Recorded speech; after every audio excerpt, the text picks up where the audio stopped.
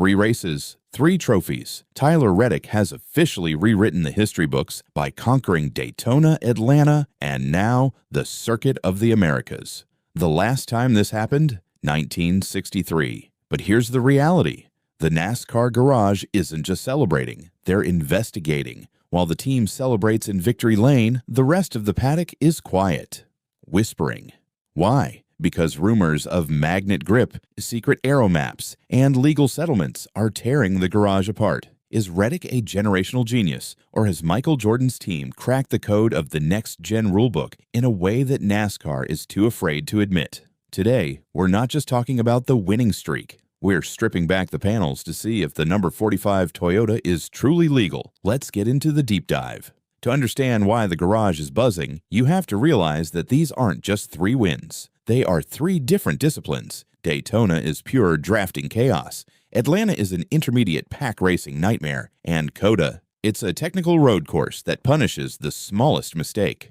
Reddick didn't just win, he dominated by 4 seconds against Shane van Gisbergen. SVG is the modern road course king. He was 1 win away from matching Jeff Gordon's record. When you beat the king by a 4-second gap, you aren't just lucky, you have a fundamental mechanical advantage. If the car is spec-built and every team buys parts from the same suppliers, how does one team find 4 seconds of pace? That's not a setup change. That's a fundamental breakthrough. But is it genius? Or is it something else?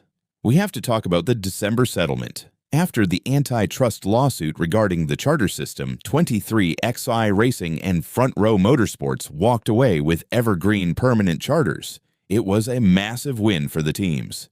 Fans are connecting the dots. Since the settlement, 23XI has been untouchable. Is it possible that in those private negotiation rooms, there was a nudge given to MJ's team to settle quickly? Or is it a coincidence? We're looking at the timeline, and the timing is suspicious, to say the least. The garage is talking about flexing panels. In the next-gen era, the body is composite. If a team figures out how to make a panel flex at 180 miles per hour to dump drag and then pop back before inspection, you've found the holy grail.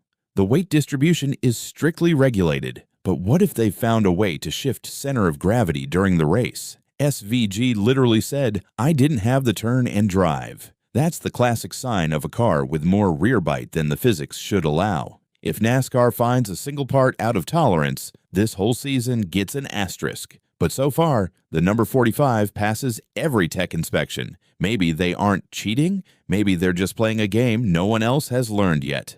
Michael Jordan doesn't just want to win races, he wants to shift the balance of power. When he says it's time to change, he's not just talking about car setup, he's talking about the hierarchy of the sport. NASCAR needs this. Jordan brings massive eyes to the screen. 11% viewership growth at Daytona wasn't an accident. So, where do we go from here? Phoenix Raceway. The question isn't just can Reddick win 4?